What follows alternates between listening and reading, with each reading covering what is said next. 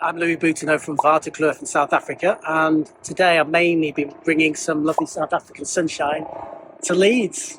I've been pouring the wines for the team at Eden Fine Wines. They've been one of our oldest customers in the UK. They're from the north, we're from the north, so we love working with people we know. Gary's been a big supporter of our wine since day one. They've got a big focus on working with family, independent producers, organic, sustainable producers, so we're a good fit. Yeah, so Waterkloof, it's down in the Western Cape of South Africa, so it's near Cape Town, southern tip of Africa, on the western coast, on the Atlantic Ocean side, and we're on the coastal edge of a region called Stellenbosch. That's one of the oldest wine regions in South Africa, and we've been farming there since 2003. We're slap bang in front of the ocean, windy, wild. It's a regenerative farm, so we're chemical-free farming. It's a WWF conservation site, so half the farm is not actually farmed. It's wildflowers that are unique. So it's a great place. Animals everywhere, animals that we keep for our own fertilizer, but also a lot of wild animals, Cape leopards, bat-eared foxes, it's a real wild, natural place. Yeah, very fortunate to be growing grapes there. It's family owned, it's my family's farm, but we've got a great team out there. Christian, who manages the vineyards, and Nadia, who makes our wine. So we're going to pass you over to her now because she really knows what she's talking about. Welcome to Waterkloof. I'm going to show you around a bit today. Waterkloof alone, we've identified over 112 different species of fynbos. So fynbos is just a very fine plant that only comes in the Western Cape. And if you drive around here, you'll see we can actually stop.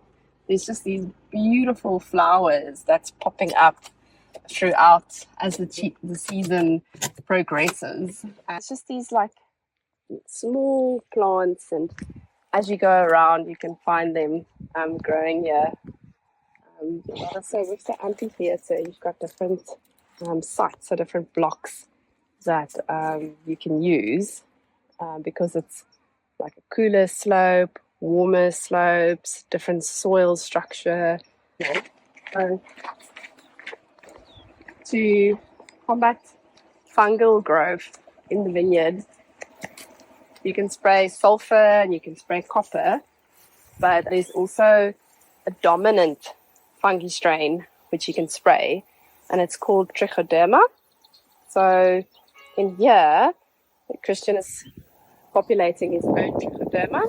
So once we have berries on the farm, so he'll mix this and spray it onto the vineyard and create a dominant strain to be able to just kill something like powdery mildew. So that should be quite good to be able to do that. We pick everything by hand and sing in the vineyard by hand. The picking crates will come to the winery, and sometimes the horses bring it to the winery, which is quite nice to see. And we cool it down overnight, and then the following day we only start pressing. And this press that you see over here is probably one of the best presses that you get to make white wines. It's from the producers of the champagne presses, and it's called a cockart press. And the principle is, with a normal basket press, you put the grapes in, those wooden ones, and then you put the wooden planks and you just press down. This one is just like that. It's just a big plate. You put the grapes in, and then it presses really softly. A big part of my job is also to stand next to the press and to taste the juice. So next to the press, you've got the juice going into a tray, and then it can go into two lines. There's the A juice line, the A juice and the free run. And then once you start pressing a little bit harder, it gets more on the phenolic side. And then that will go down a different pipe into a different tank. But we don't add anything. A lot of winemakers like to add enzymes to extract more and different fining agents. But we work with really good fruit, so we don't add any products to try and extract more, because at Waterkloof, with the way that we farm, which you've seen, and with the wind, we have beautiful concentration on our fruit. It's tiny, tiny berries. If we're lucky, we get about 3 tons of fruit a hectare. high production areas will easily get 15 ton. So a lot of concentration. And so we don't need to fiddle with it at all. Sometimes if we did see a little bit of rot, we'll add a bit of sulfur, but that's it. The juice will then settle for about 12 hours at 10 degrees.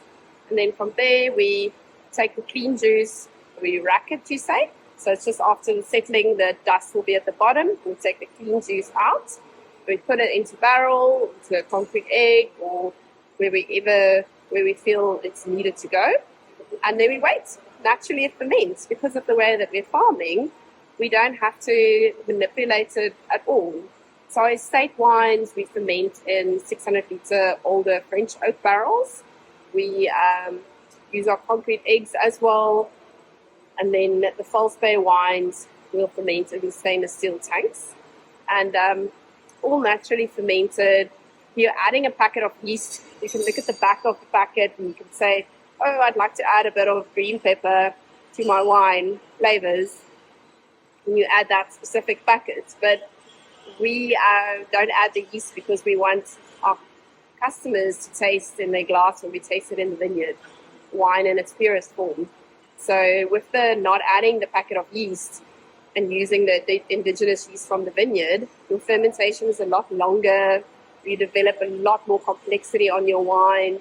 The fermentation in barrel, the roundness of the barrel, you have that fine lees in suspension that gives you lovely longevity on our wines.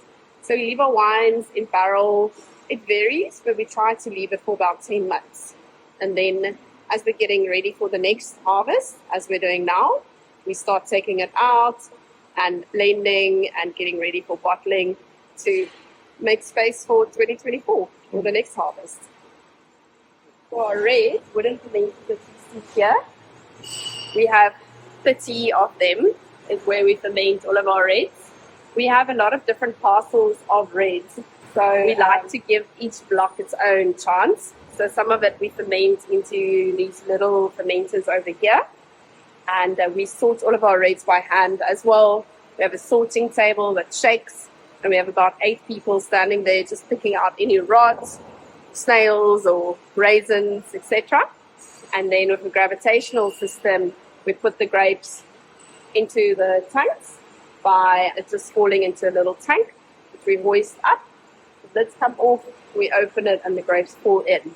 So a very soft way of working, not breaking the berries too early, and with that, not extracting that sort of herbaceous dry tannin from it.